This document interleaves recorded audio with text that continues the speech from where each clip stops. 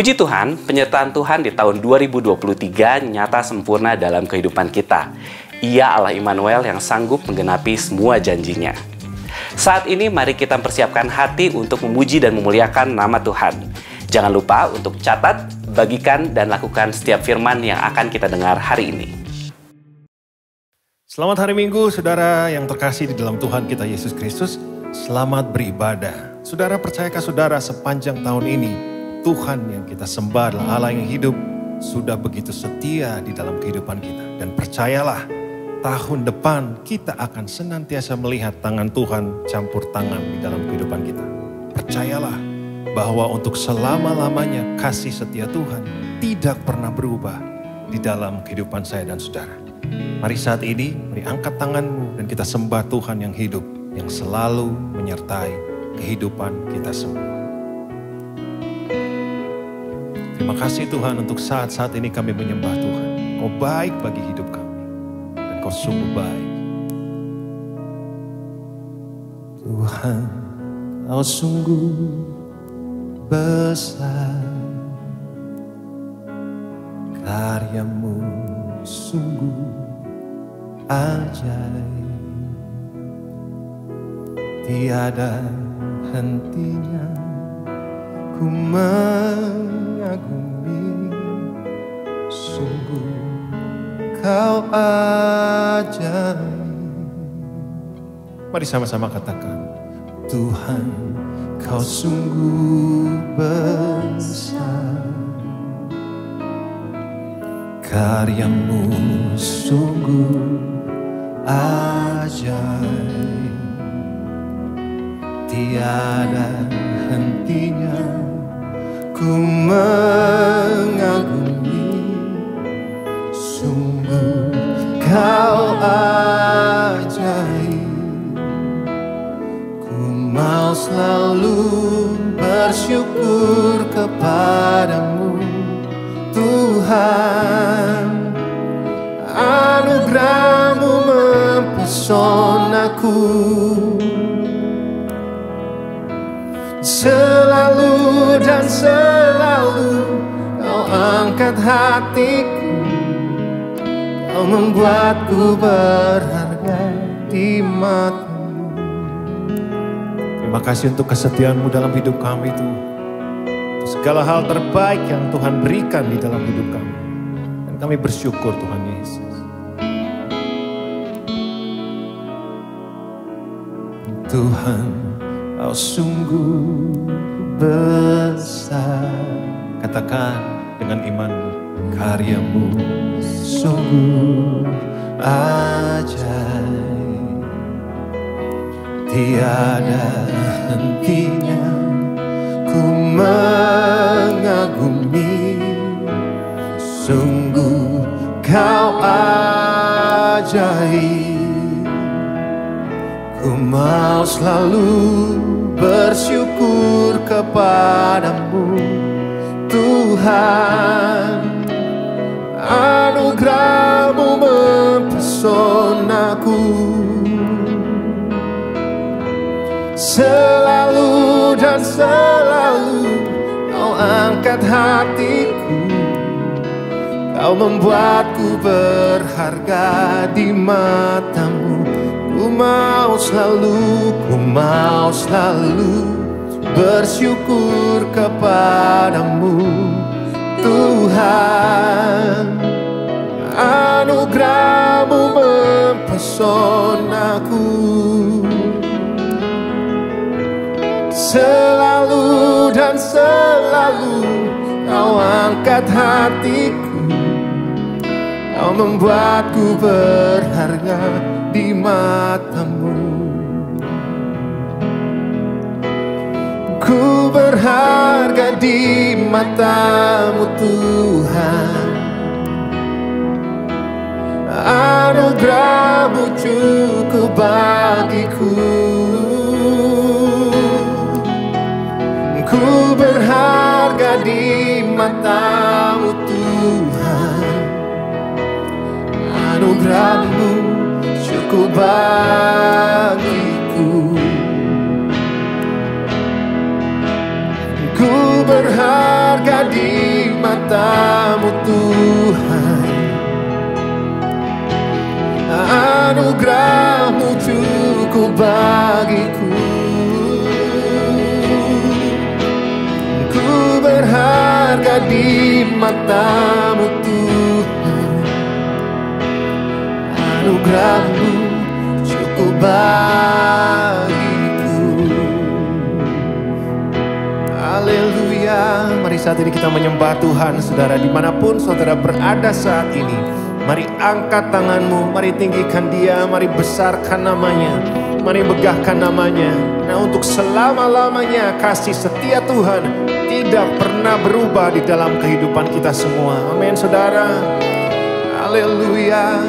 Kami menyembah Tuhan yang besar, Tuhan yang ajaib, Tuhan yang mengasihi, Tuhan yang perkasa. Pertolongan-Mu Tuhan besar bagi kehidupan kami. Dan saudara percaya bahwa Tuhan Yesus sangat baik bagi kehidupan kita semua. Haleluya, haleluya, oh haleluya. Kami tinggikan Engkau Tuhan, nama-Mu berkuasa.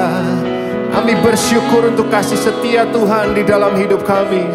Kami melihat kemuliaan-Mu nyata atas hidup kami Tuhan. Kau sungguh baik, Kau sangat baik. Haleluya. Terima kasih Tuhan. Ini ucapan syukur kami di hadapan-Mu. Mari saat ini bersyukur untuk tangan Tuhan yang memelihara kehidupan kita semua sepanjang tahun 2023 ini. Bahwa Dia baik, Dia setia, dan Dia Tuhan yang besar. Ku mau selalu bersyukur kepada-Mu Tuhan. Anugerah-Mu mempesonaku. Katakan dengan iman-Mu. Selalu dan selalu Kau angkat hatiku, Kau membuatku berharga di mata-Mu. Ku mau selalu bersyukur kepada-Mu Tuhan. Anugerah-Mu mempesonaku. Selalu dan selalu Kau angkat hatiku, Kau membuatku berharga di mata-Mu. Mari kita beri tepuk tangan yang meriah bagi Tuhan kita yang besar, Tuhan kita yang tidak pernah meninggalkan perbuatan tangannya. Mari kita berdoa bersama-sama saudara. Kami bersyukur untuk Tuhan yang sepanjang tahun ini memberkati, melindungi, menyertai kehidupan kami. Tuhan, dengan mulut kami mengaku bahwa Tuhan Kau sungguh amat setia di dalam kehidupan kami. Dan kami bersyukur untuk penyertaan Tuhan di sepanjang tahun ini. Tuhan Yesus, di hari ini, saat ini, kami bersyukur Kau Tuhan yang baik di dalam kehidupan kami. Dan segala pujian, hormat, kemuliaan hanya bagi satu nama, di dalam nama Tuhan Yesus Kristus. Semua yang percaya, sama-sama katakan, amin. Ya shalom Bapak Ibu yang dikasih Tuhan, apa kabar? Saya berharap semuanya dalam keadaan yang baik, terpelihara. Gak terasa kita sudah ada di penghujung tahun 2023 dan sebentar kita akan masuk ke tahun 2024. Makanya kita adakan recording ini supaya saudara dan saya bisa terima apa yang menjadi pesan Tuhan di akhir tahun 2023 sehingga kita masuki tahun 2024 bukan dengan kekhawatiran, bukan dengan ketakutan, tapi kita memasuki tahun 2024 dengan sukacita Tuhan yang menjadi kekuatan bagi setiap kita dengan iman. Karena kalau kita dengar berita-berita mungkin dari peperangan yang ada, politik yang akan terjadi tahun 2024, keadaan ekonomi yang mungkin akan banyak goncangan di mana-mana dalam belahan dunia ini. Tapi kita percaya bahwa kita ada dalam kerajaan yang tidak tergoncangkan. Makanya saya renungkan apa yang menjadi pesan Tuhan bagi gereja kita. Dan inilah yang Tuhan ingin sampaikan, bahwa setiap kita memasuki tahun 2024 perlu dengan iman, bukan dengan ketakutan. Nah saudara, kalau bicara tentang ketakutan, ketakutan ini sesuatu yang paling umum ya. Semua orang pasti pernah mengalaminya. Ya, dalam satu atau dua hal, setiap orang pernah mengalami yang namanya ketakutan. Kita takut dalam banyak hal ya. Dunia ini memang dunia yang penuh dengan kekhawatiran, dunia yang penuh dengan ketakutan. Ya, ketakutan bisa macam-macam. Ya, orang takut karena masa depan, orang banyak takut karena kekurangan, orang takut karena mungkin kegagalan, sakit penyakit, dan lain sebagainya. Dan banyak hal yang bisa membuat orang tinggal di dalam ketakutan. Ya, kemarin saya baca sebuah artikel, ternyata kalau bicara tentang generasi Z ya, adalah generasi yang cukup banyak paling stres di antara generasi-generasi yang lain. The younger generation ya, generasi Z tuh usianya 11 sampai 26. Dan wanita dikatakan dalam artikel ini, wanita lebih banyak stresnya daripada prianya. Betul nggak tuh?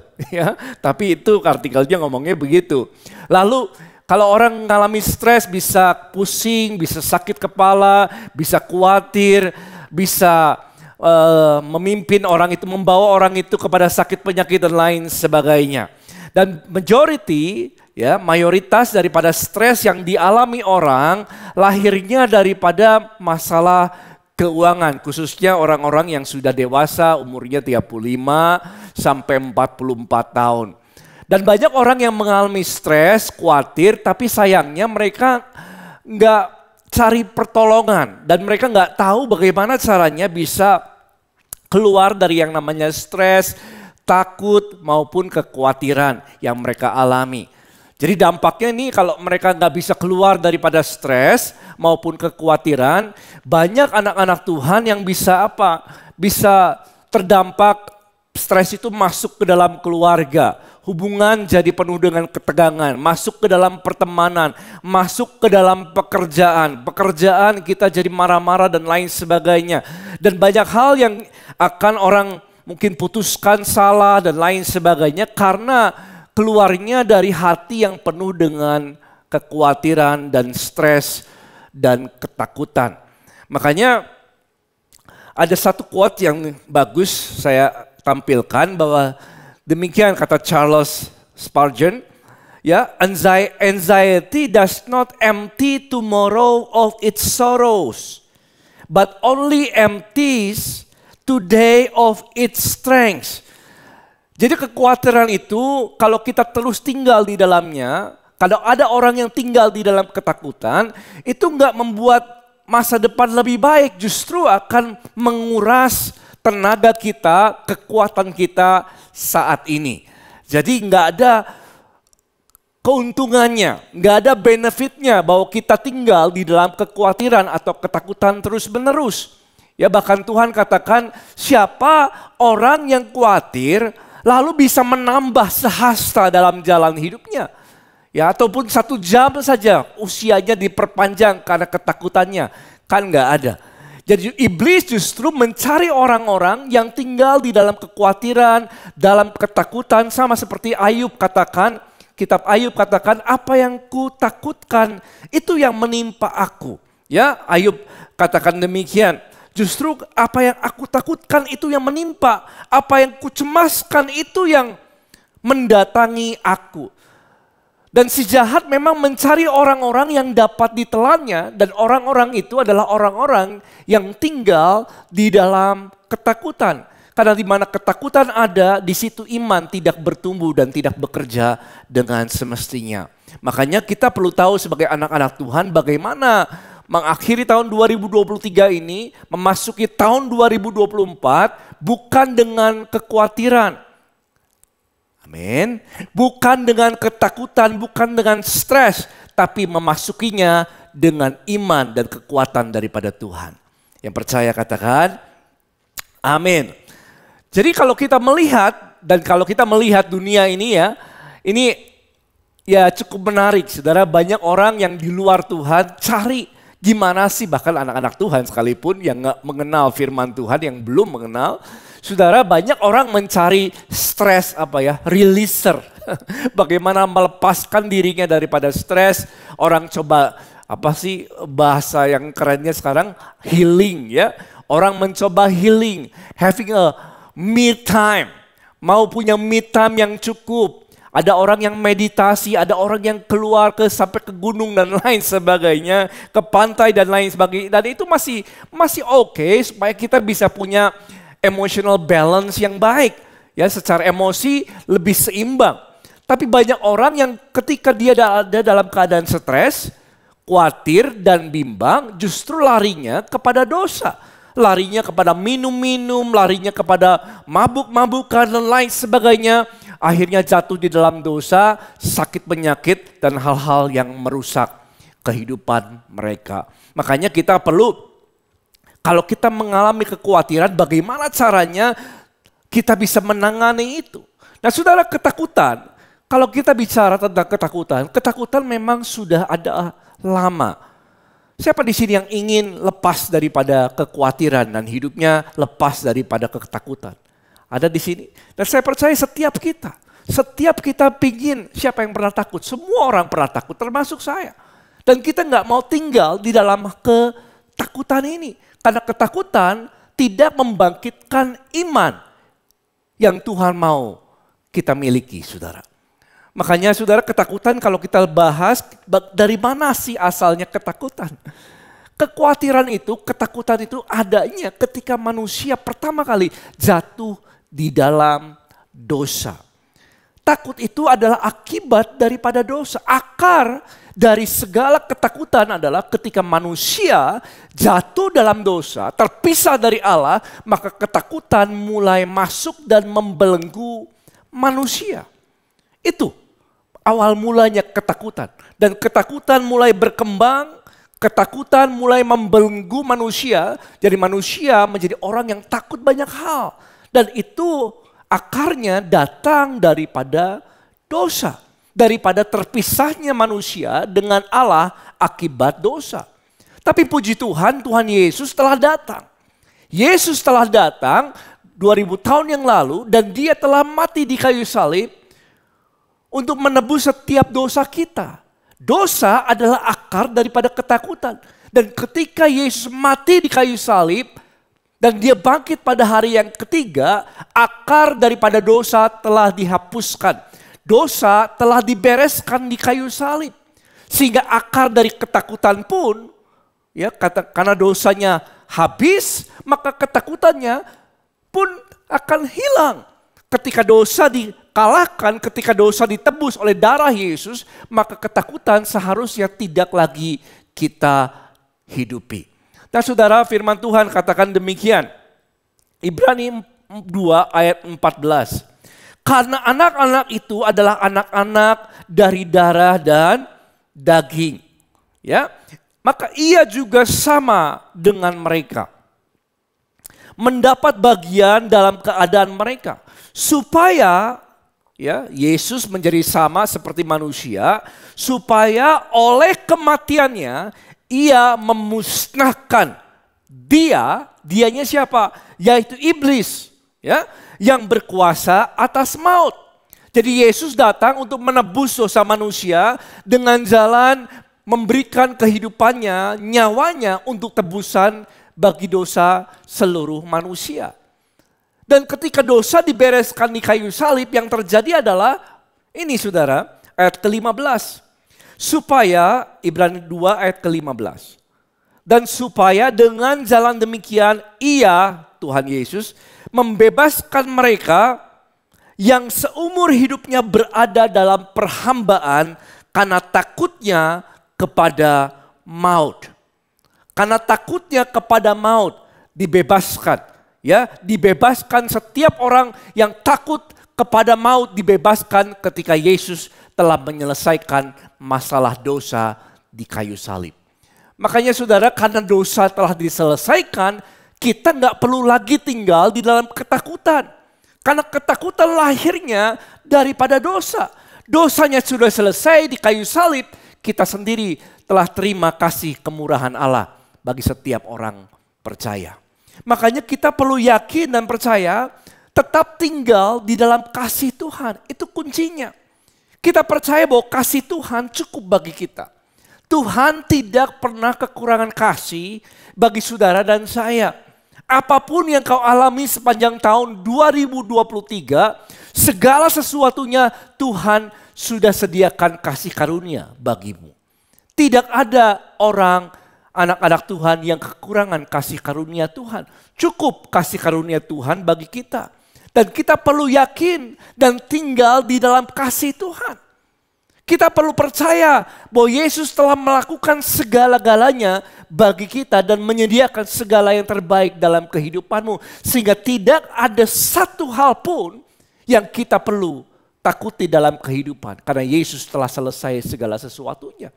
Makanya dalam 1 Yohanes 4 ayat ke-18, yang masih semangat katakan amin. Ya, di dalam kasih tidak ada ketakutan, saudara. Ya, kasih yang sempurna melenyapkan ketakutan. Dalam kasih itu nggak ada ketakutan. Kalau orang percaya dan tinggal dan yakin akan kasih Tuhan, kasih itu akan melenyapkan ketakutan. Kasih yang sempurna melenyapkan ketakutan, sebab ketakutan mengandung hukuman. Ya. Dan barang siapa takut, ia tidak sempurna dalam kasih. Ketika kita sadar bahwa dosa kita telah diampuni, ya, kita nggak mengalami lagi hukuman daripada Allah. Kitab Roma katakan setiap orang yang ada di dalam Kristus bebas dari hukuman. Kita bersyukur dan bersukacita di dalam Tuhan, di dalam kasih-Nya, di dalam kebaikan-Nya, dan itu yang akan melenyapkan segala ketakutan dalam kehidupan kita. Makanya apapun yang kita alami, apapun yang kita hadapi, segala macam, mungkin kita bisa mengalami gagal, kita bisa mengalami sakit penyakit, kita bisa jatuh di dalam dosa sekalipun. Ya. At the end of the day, ujung-ujungnya adalah kita lebih daripada pemenang. Karena Yesus telah mengaruniakan kemenangan atas setiap orang percaya. Ya, kita tetap akan tinggal, bahkan kematian sekalipun tetap setiap orang percaya akan tinggal kekal hidup kekal selama-lamanya bersama dengan Tuhan Yesus. Makanya kita disebut umat pemenang. Kita lebih daripada pemenang. Nah, saudara, makanya semasa kita hidup dalam dunia ini, jangan tinggal di dalam ketakutan.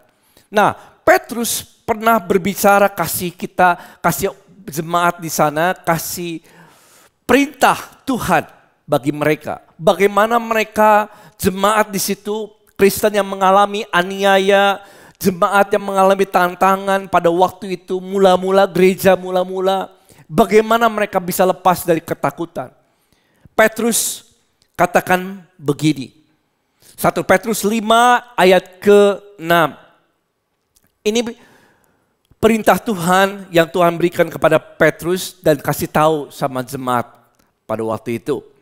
Dikatakan demikian, karena itu rendahkanlah dirimu di bawah tangan Tuhan yang kuat.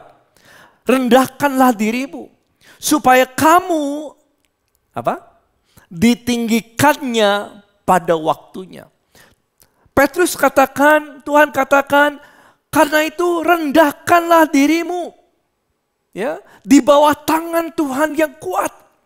Saudara, kita tanya, gimana caranya merendahkan diri di hadapan di bawah tangan Tuhan yang kuat, supaya Tuhan meninggikan kita pada waktunya. Bagaimana caranya ini merendahkan diri? Apa maksudnya ini? Puji Tuhan, di ayat selanjutnya dijelaskan. Ini loh caranya merendahkan diri di bawah tangan Tuhan yang kuat. Siapa yang percaya tangan Tuhan itu kuat? The mighty hands of God. Gimana caranya kita merendahkan diri kita di bawah tangan Tuhan yang kuat? Ayat ke-7 dikatakan demikian. Ini jalannya, saudara. Serahkanlah segala Katakan dengan saya segala. Kekhawatiranmu kepadanya. Sebab ia yang memelihara kamu. Saudara, jalan kita merendahkan diri di bawah tangan Tuhan yang penuh dengan kuasa, penuh dengan kekuatan adalah menyerahkan segala kekhawatiranmu. Sebab ialah yang memelihara kamu. Saudara, bicara tentang kekhawatiran dalam bahasa Inggrisnya adalah care. Atau di sini ditulis adalah merimna. To draw, to pull in different direction. To divide, to distract. Jadi kekhawatiran itu adalah distraction. Kekhawatiran itu mencoba menarik kita dari fokus kita kepada kasih Tuhan. Itu yang menyebabkan kita khawatir. Orang khawatir kalau dia mengalihkan pandangannya, apapun yang menyebabkan itu, mengalihkan pandangannya daripada kasih Kristus. Maka ketakutan bisa bekerja di situ. Nah, firman Tuhan katakan serahkan. Jadi ketakutan, kekhawatiran itu adalah distraction yang menarik kita dari kasih Tuhan. Makanya kita perlu serahkan. Apapun yang membuat saudara terdistraksi, ya, di-pull, di-draw, ditarik keluar daripada kasih Tuhan, itu kita harus serahkan sama Tuhan. Serahkan dalam bahasa aslinya adalah epiripto, artinya to throw upon. Jadi kita serahin sama Tuhan. Segala sesuatu, sekali lagi, segala sesuatu yang membuat saudara nggak bisa fokus sama kasih Tuhan, ya, apapun itu, mungkin dalam pekerjaan, mungkin dalam sakit penyakit, mungkin apapun yang orang alami, khawatir dan takut yang menarik kita, fokus kita daripada kasih Tuhan. Saudara dan saya perlu serahkan sama Tuhan. Dan dikatakan berapa banyak yang kita harus serahkan sama Tuhan. Firman Tuhan katakan semua. Segala kekhawatiran, katakan dengan saya segala. 2, 3 apa? Segala. Semua kekhawatiran, apapun itu. Baik dalam hal yang kecil, maupun dalam hal yang sedang, maupun dalam hal yang besar sekalipun. Mau rawat jalan, mau rawat inap, mau ICU, apapun itu. Serahkan semua sama Tuhan. Apapun yang menarik saudara daripada kasih Tuhan, kekhawatiranmu serahin sama Tuhan.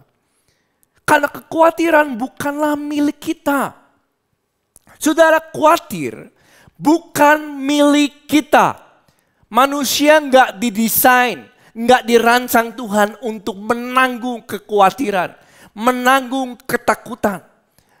Kekhawatiran, ketakutan is not bukan belong to ourselves, bukan milik kita. Kita perlu serahkan sama Tuhan. Kenapa? Karena Dia yang memelihara kita. Dan menyerahkan, saudara, kata menyerahkan bicara tentang satu tindakan. Katakan dengan saya tindakan. Tindakan yang aktif. Tindakan yang gak pasif. Tindakan yang intensional. Artinya dengan sengaja kita serahkan sama Tuhan. Jadi kalau ada orang khawatir dalam hal yang kecil, ya, dia khawatir sama anaknya, kuliahnya dan lain sebagainya, serahkan sama Tuhan. Jangan pilah-pilah kekhawatiran. Yang besar kita serahin sama Tuhan, yang kecil kita simpen sendiri. Don't do that. Jangan lakukan itu, saudara. Segala kekhawatiranmu, apapun itu, serahkan kepada Tuhan. Yang mau katakan amin. Dengan jalan itu artinya orang merendahkan diri di hadapan Tuhan. Kalau orang gak serahkan kekhawatirannya, segala kekhawatiran sama Tuhan, berarti dia gak merendahkan diri di hadapan Tuhan. Berarti orang itu mengambil apa yang menjadi milik Tuhan, apa yang kita harus serahkan sama Tuhan, dia simpen sendiri. Menanggung beban yang bukan miliknya sendiri. Kalau orang gak kasih kekhawatiran sama Tuhan, dia menanggung beban yang bukan miliknya. yang bukan seharusnya kita tanggung, saudara. Makanya Tuhan mau menunjukkan pemeliharaannya asal kita mau merendahkan diri di bawah tangan Tuhan yang kuat. Caranya gimana? Tuhan mendatangkan pemeliharaan dalam hidup saudara. Dengan apa? Serahkan sama Tuhan. Dalam bahasa Inggrisnya 1 Peter 5:7 dikatakan dalam Amplified, casting the whole of your care. Ya, apa sih? All your anxieties, all your worries, all your concerns, once and for all. On Him. Kasih sama Tuhan. Ya, for He cares for you affectionately and cares about you watchfully. Artinya Tuhan membuka tangannya. Ya, Tuhan mau menerima segala kekhawatiranmu. Dia peduli dan Dia akan pelihara kamu. Pelihara setiap kita yang bersyukur, katakan amin. Dan ketika kita serahkan kepada Tuhan, barulah kuasa Roh Kudus bekerja dalam hidupmu, memelihara pikiran dan hati kita. Sehingga ketakutan gak membelenggu kita lagi dalam jiwa saudara. Filipi 4 ayat ke-7 dikatakan damai sejahtera Allah yang melampaui segala apa? Akal dan akan memelihara hati dan pikiran di dalam pikiran kita di dalam apa? Kristus Yesus. Ketika kita serahkan kepada Tuhan apa yang menjadi perintah Tuhan, kita kasih kepada Tuhan semua kekhawatiran kita. Tuhan mau, pesan Tuhan bagi setiap kita, Tuhan mau menerima segala ketakutanmu. Tuhan mau menerima segala kekhawatiranmu. Serahkan sama Tuhan. Tuhan menanti setiap kita menyerahkan segala kekhawatiran kita. Dengan jalan itu Tuhan bisa menunjukkan karyanya, penyertaannya, pemeliharaannya dalam hidup setiap saudara dan saya. Yang percaya katakan amin.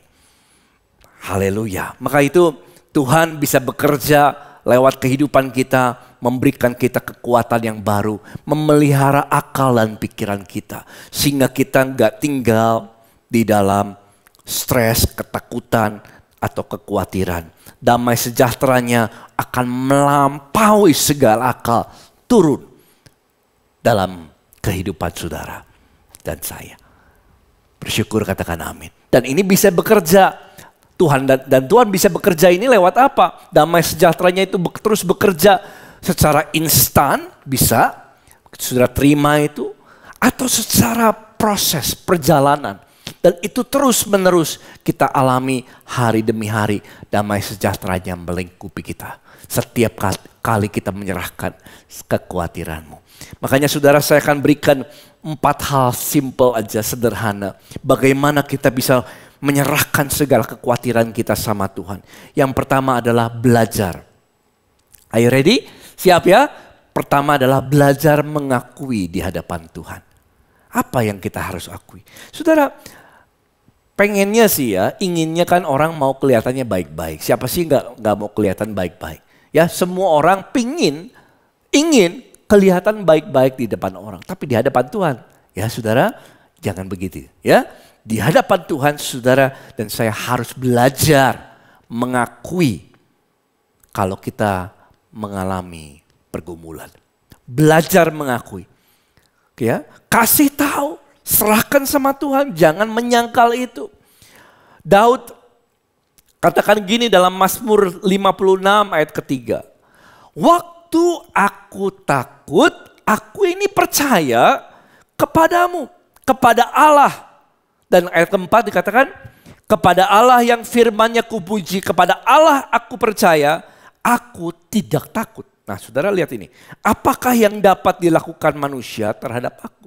Jadi ayat ketiga dikatakan, kalau lihat ayat ketiga tadi, Mazmur 50. Nah dia katakan aku takut, waktu aku takut. Tapi di ayat keempat dikatakan aku tidak takut. Saudara, bagi kita lebih enak, lebih senang kalau kita katakan aku nggak takut. Ya toh? Tapi di ayat ketiga, realitanya Daud katakan, aku ini takut. Waktu aku takut, aku percaya kepadamu. Saudara, kita perlu belajar mengakui di hadapan Tuhan apapun pergumulanmu, apapun kekhawatiranmu. Mungkin khawatir akan masa depan, khawatir akan kekurangan, khawatir akan kegagalan, khawatir akan keluarga, khawatir apapun kekhawatiran dalam pekerjaan, dalam karir, dalam usaha, apapun dalam pelayanan. Serahin sama Tuhan, belajar mengakuinya. Saya ada satu ayat bagus saudara dalam 2 Korintus 7 ayat ke-5. Ya, Paulus katakan begini. Paulus juga mengalami ketakutan. Dia katakan bahkan ketika kami tiba di Makedonia, kami tidak beroleh ketenangan bagi tubuh kami. Di mana-mana kami alami kesusahan. Ya, dari luar pertengkaran dan dari dalam ketakutan. Dia ngalami kekhawatiran, dia ngalami ketakutan, dia ngalami kesusahan. Bahasa Inggrisnya dikatakan he had no rest. Gak ada istirahatnya. Saudara, dan Paulus mengakui ini. Dan saudara, makanya setiap kita perlu seperti Daud belajar mengakui di hadapan Tuhan. Menyerahkan segala kekhawatiranmu. Apapun yang kau gumulkan baik dalam hal kecil maupun dalam hal yang besar. Apa yang mengganggu pikiran saudara? Ini pertanyaan saya. Apa saudara yang mengganggu, membuat saudara susah tidur gitu ya. Membuat kita bergumul dan stres dan lain sebagainya. Serahkan kepada Tuhan. Yang kedua adalah pertama mengakui tadi ya di hadapan Tuhan. Yang kedua adalah perlengkapi diri dengan firman Tuhan. Saudara, kita perlu memperlengkapi diri. Lihat ini dalam Roma 4:15 ayat yang keempat. Sebab segala sesuatu yang ditulis dahulu, yaitu firman Tuhan, telah ditulis untuk menjadi pelajaran bagi kita. Supaya kita teguh. Jadi firman Tuhan ditulis itu untuk jadi pelajaran. Supaya apa hasilnya? Supaya kita teguh berpegang pada pengharapan. Siapa yang perlu pengharapan yang baru? Itu datang dari firman Tuhan. Lihat ini. Oleh pengharapan itu datangnya dari mana? Oleh ketekunan dan penghiburan dari mana? Kitab suci. Jadi firman Tuhan, orang yang bertekun di dalamnya akan mendapatkan penghiburan. Akan mendapatkan pengharapan. Makanya kita perlu simpan firman Tuhan, renungkan, simpan itu di dalam hati saudara. Hari demi hari. Dan kita perlu disiplin dalam hal ini saudara. Karena kalau kita gak tahu firman Tuhan, kita gak bisa menggunakannya nanti. Saudara, kita perlu simpan firman Tuhan. Katakan dengan saya, simpan firman Tuhan. Kalau kita sedang khawatir apa, tanya sama Tuhan, Tuhan firman-Mu apa dalam hal yang aku khawatirkan ini? Apakah ada firman Tuhan yang aku simpan, perlu simpan di dalam hati. Untuk bisa menguatkan. Dan kita perlu tinggal di dalam firman itu. Ada saya kasih contoh beberapa. Kalau orang mengalami ketakutan, Mazmur 27 ayat yang pertama. Kalau orang takut dikatakan dari Daud, Tuhan adalah terangku, keselamatanku dan keselamatan. Kepada siapakah aku harus takut? Tuhan adalah benteng hidupku. Terhadap siapakah aku harus gemetar? Saudara, kalau orang mengalami, siapa di sini yang pernah mengalami sesek, takut, khawatir, stres, sampai sesek nafas gitu. Gitu ya, sampai sudah di sini. Ada yang pernah? Nah, kalau kita mengalami kesesakan, Mazmur 46 ayat yang pertama. Untuk pemimpin biduan. Saya bacakan highlightnya ya, yang saya highlight.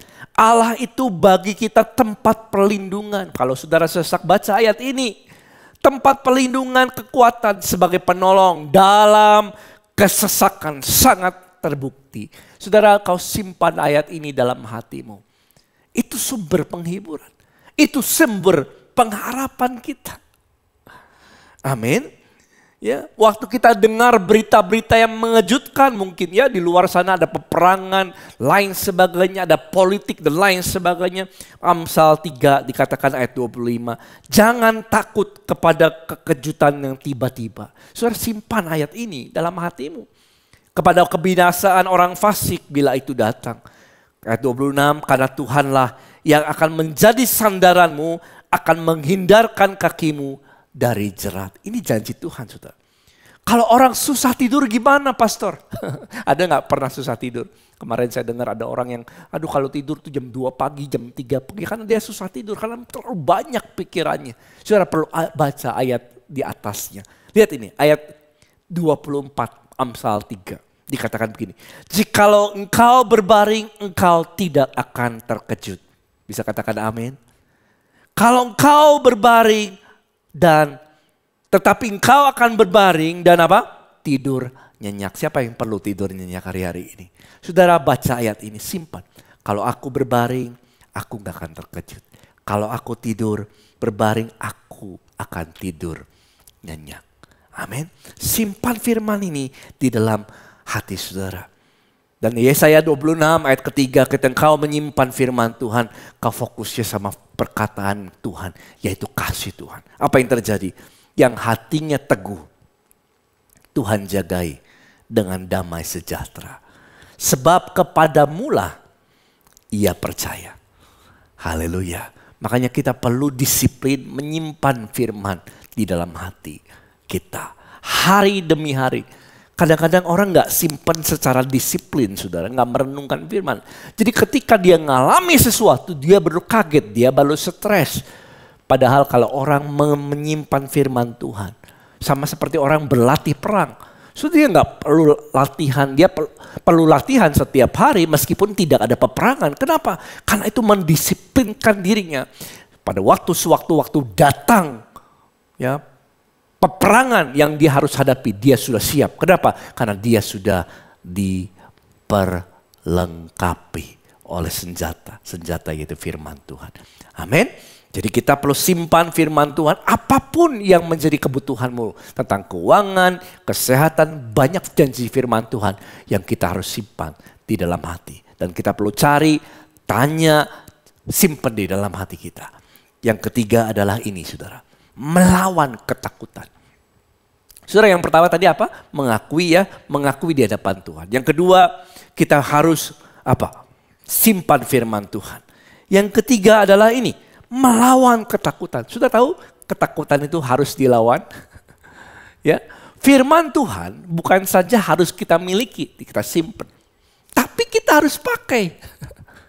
Firman Tuhan bukan saja kita harus miliki, tapi perlu untuk kita pergunakan. Karena firman Tuhan adalah pedang. Katakan dengan saya, pedang, saudara. Efesus 6 ayat ke-17. Dan terimalah ketopong keselamatan dan pedang apa? Roh. Apa yang disebut pedang roh? Ini senjata yang Tuhan berikan atas kita. Yaitu apa? Firman Allah. Firman Allah, segala sesuatu yang tertulis bagi kita, Alkitab ini adalah pedang roh. Firman Allah. Nah, firman, pedang itu ya jangan hanya kita miliki tapi kita gak pernah pakai. Kalau kita takut, kita perlu pakai. Ya, lihat ini saudara. Dalam Yesaya 54 ayat 17. Dikatakan demikian. Setiap senjata yang ditempa terhadap engkau tidak akan berhasil. Setiap orang yang melontarkan tuduhan melawan kau dalam pengadilan, engkau buktikan salah. Itulah yang menjadi bagian hamba-hamba Tuhan dan kebenaran yang mereka terima daripadaku, kata Tuhan. Demikianlah firman Tuhan. Dalam bahasa Inggris, mari kita baca. No weapon formed against you shall prosper. Tidak ada senjata yang ditempa terhadap engkau akan berhasil. Every tongue, ya, setiap perkataan which rises against you in judgment, you shall condemn. Artinya begitu, kita harus lawan artinya saudara. Setiap perkataan, every tongue dikatakan. Setiap perkataan yang menimbulkan kekhawatiran dalam pikiranmu, dalam hatimu, dalam perasaan, tiba-tiba muncul yang menimbulkan kekhawatiran, you shall condemn. Artinya kita kudu lawan. You shall condemn. Artinya kita saudara yang perlu melawannya. Di dalam Kristus, Kristus ada di dalam kita. You shall condemn. Artinya kita perlu melawannya. Kita jangan diam saja bersama dengan Tuhan. Ya, kita perlu melawan dengan pedang roh. Karena pedang roh Tuhan telah simpan di dalam hati setiap orang percaya ketika dia merenungkan firman Tuhan. Jadi kalau ada pikiran yang menimbulkan kekhawatiran, ya, kita perlu melawan itu dengan apa? Firman Tuhan. Baik dalam pikiran kita, lawannya lewat apa? Lewat perkataan, lewat pikiran. Saudara bisa memuji Tuhan, making melody in your heart. Ini yang saya sedang renungkan hari-hari ini, saudara. Making melody. Biarlah perasaanmu dipenuhi oleh pujian. Saya suka humming. Nyanyi tapi menyanyi making melody saudara di dalam hati. Naikkan pujian dalam hatimu. Naikkan pujian dengan suaramu juga. Ya, dalam pikiranmu lewat perkataan pujian ataupun tindakan iman. Dan kita perlu melawan ini. Saudara, jadi enggak diam saja. Kalau kekhawatiran datang, kita harus melawannya.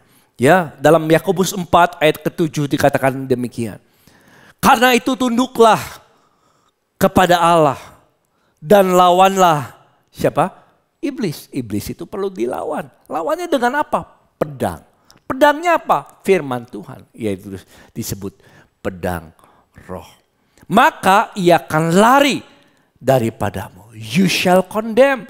Lawan saudara, maka dia akan lari daripada kita. Dan ketakutan, saya tahu ketakutan ini bisa datang dari mana aja. Bisa dari berita, bisa dari teman, bisa dari apa yang kita baca.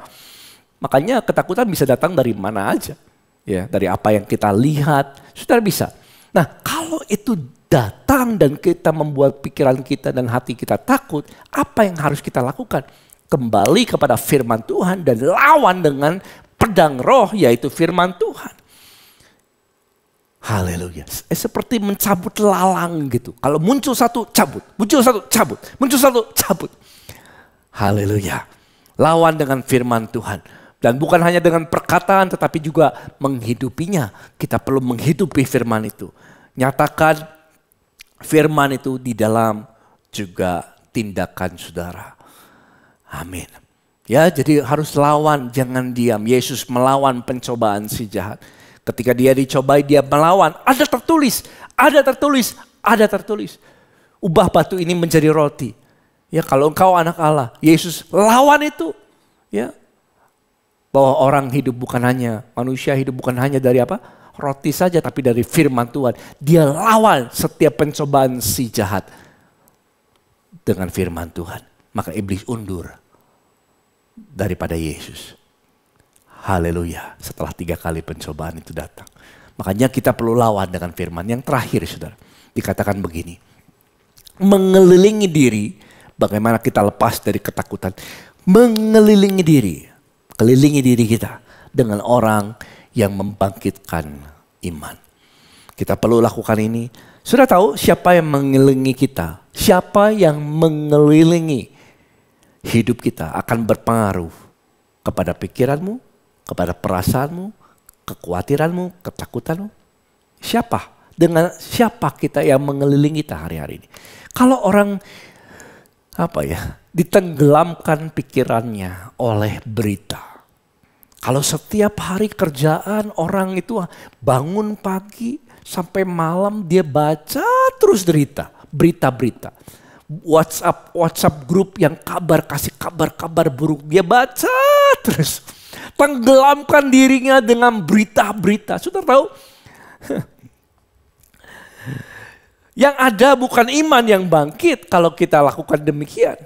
Yang ada justru ketakutan. Karena berita-berita pada umumnya, berita-berita yang ada dibuat sedemikian rupa pada umumnya saudara, ya, untuk menyebarkan sesuatu yang menarik perhatian orang, ya atau iya? Betul. Berita-berita ditulis buat apa? Supaya bukan hanya informasi yang disampaikan, tetapi juga bisa menarik perhatian orang-orang untuk membacanya. Dan salah satu hal yang bisa menarik orang luar biasa dampaknya adalah kalau berita tentang sesuatu yang ketakutan gitu ya, kekhawatiran. Itu yang menarik saudara. Kaget, takut, orang akan attracted to that news. Makanya jangan tinggalkan atau tenggelamkan diri saudara. Jangan tenggelamkan diri kita ke dalam berita-berita yang membuat ketakutan. Ya, jangan saudara, tapi kelilingi diri kita dengan orang-orang yang bisa membangkitkan imanmu. Dalam 2 Korintus 7 ayat ke-5 dikatakan begini, Paulus katakan dia mengalami kesusahan di luar pertengkaran, dari dalam ketakutan. Tapi lihat ayat ke-6. Tetapi Allah yang menghiburkan orang yang rendah hati telah menghiburkan kami dengan kedatangan Titus. Saudara, kita bisa mendapatkan penghiburan di dalam ketakutan atau kekhawatiran kita dengan relationship, dalam hubungan yang sehat, dengan hubungan yang baik, dengan orang-orang yang membangkitkan iman. Sehingga kita nggak lagi tinggal di dalam ketakutan. Saudara, ini perlu banyak orang stres, khawatir, dia nggak mencari pertolongan. Seharusnya dia mencari siapa orang yang bisa membangkitkan imannya di dalam Tuhan. Dan dia perlu berdoa untuk hal itu. Saudara, seringkali kalau saya sendiri pribadi ngalami kekhawatiran dan stres dan lain sebagainya. Bisa ngalami, bisa. Hamba Tuhan juga manusia bisa ngalami semua itu. Tapi saya bersyukur ketika saya berdoa serahkan sama Tuhan. Tuhan datangkan orang-orang yang bisa mendatangkan penghiburan, nasihat, penghiburan, doakan dan lain sebagainya. Sehingga iman bisa bangkit kembali, pengharapan bisa timbul kembali di dalam Tuhan. Dan pada waktu saya juga pernah ngalami, saya dengan istri ngalami kesusahan awal puluhan tahun yang lalu saudara. Gimana caranya Tuhan, bagaimana jalannya? Ketemu satu orang yang Tuhan pakai dia untuk memberitakan kata-kata yang menguatkan dan saya terima dan saya bersyukur dan kami semua dikuatkan. Saudara, kalau ada orang bertanya, Pastor, betapa pentingnya, seberapakah pentingnya untuk dampaknya, seberapa besar dampak pergaulan untuk mengatasi kekhawatiran? Besar, saudara. Kalau ada orang bertanya seberapa besar dampak pergaulan yang baik, seberapa besar dampak pergaulan yang baik untuk mengatasi kekhawatiran, dampaknya besar. Kita perlu mengelilingi diri kita dengan orang-orang seperti Titus. Orang-orang yang bisa membangkitkan iman, penghiburan dan pengharapan kita di dalam Tuhan. Saya sudah sampaikan 4 hal tadi, makanya kita perlu bangun. Ya, pertama tadi apa? Mengakui di hadapan Tuhan. Saudara, yang kedua adalah memperlengkapi diri dengan firman, melawan ketakutan. Yang keempat, kelilingi diri kita dengan orang-orang yang membangkitkan iman. Mari kita satukan hati, kita berdoa. Bapa, terima kasih Tuhan Yesus. Hamba-Mu bersyukur, Hamba-Mu sudah selesai menyampaikan ini. Percaya bahwa Tuhan akan mendatangkan penghiburan, kekuatan bagi setiap orang percaya. Ajar kami semua untuk mengakhiri tahun 2023, memasuki 2024, bukan dengan ketakutan, tetapi dengan iman dan kekuatan. Bukan dengan kekhawatiran, tapi dengan pengharapan yang baru. Bahwa segala kasih karunia Tuhan cukup bagi kami. Ajar hamba-Mu dan kami semua malam hari ini, sepanjang hari 2023 ini, sebelum selesai, serahkan segala kekhawatiran kami kepada Tuhan. Kami mau merendahkan diri kami di hadapan Kau, dan Kau akan meninggikan setiap kami pada waktunya. Dan serahkan segala kekhawatiran kami kepada Tuhan. Kami mau lakukan itu karena Tuhan janji Engkau yang akan memelihara kami. Terima kasih untuk pemeliharaanmu Tuhan. Sepanjang tahun 2023, hamba-Mu saat ini melepaskan berkat-Mu atas setiap jemaat Tuhan di ICC dan dimanapun kami semua berada. Mari angkat dulu tangan saudara. Saya mau berdoa bagi saudara.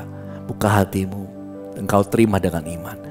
Apapun jadi kekhawatiran yang kau alami, apapun yang kau gumulkan untuk tahun ke depan, Tuhan telah siapkan jawabannya. Segala kasih karunia-Nya cukup bagimu. Hamba-Mu lepaskan di dalam nama Bapa, Putra, dan Roh Kudus berkat-Mu atas setiap anak-anak-Mu. Dengan damai sejahtera Kristus yang melampaui akal pikiran saat ini turun ke atasmu. Kalau engkau khawatir apapun juga, angkat tanganmu tinggi-tinggi di hadapan Tuhan. Taruh tangan kirimu di dada, tangan kananmu naik ke atas.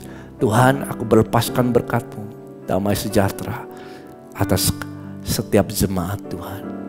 Pelihara mereka sehingga memasuki tahun 2024. Mereka memasuki dengan iman, percaya bahwa Tuhan telah sediakan yang terbaik. Terima kasih Tuhan, kami bebas, kami telah terima damai sejahtera Tuhan, berkat Tuhan dalam nama Tuhan Yesus. Terima kasih Tuhan, ucap syukur yang telah terimanya. Sama-sama katakan dalam nama Yesus. Amin. Praise the Lord. Saya bersyukur kita sudah terima firman Tuhan. Saya percaya ini sudah memberikan kekuatan dalam hati saudara, dan saudara bisa share ini sama teman-teman atau keluarga yang memerlukan ini. Dan saya percaya kita semua akan dibangun di dalam Tuhan. Sampai jumpa nanti ibadah onsite tanggal 7 Januari.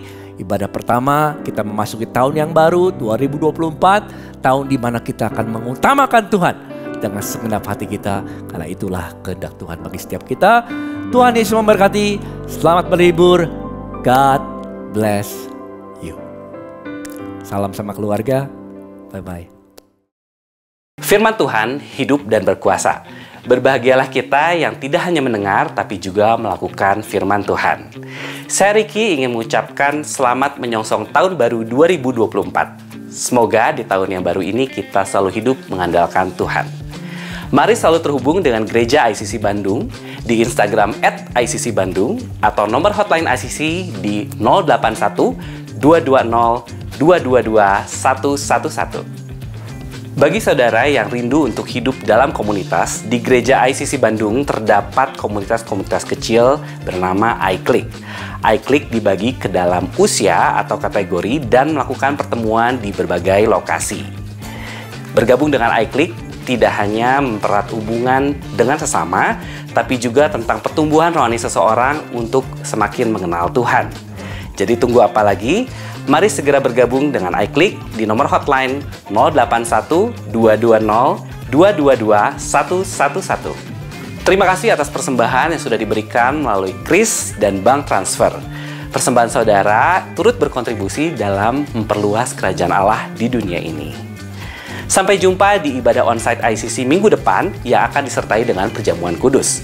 Seperti biasa, ibadah akan dimulai pukul 8, 10, dan 12 siang di Faith Hotel Premier Jalan Ciamplas, Bandung.